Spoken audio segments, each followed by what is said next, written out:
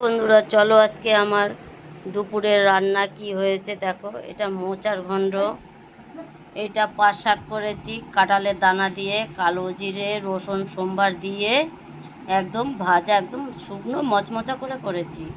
আর এটা ডাল করেছি, এটা পেঁয়াজের ডাল করেছি।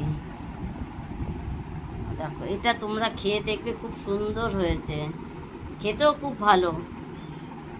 আর এই রেসিপিটা এরকম খেতে মনে হয় লোকে জানেই না, তোমরা একবার খেয়ে দেখবে, জিনিসটা সত্যিই ভালো।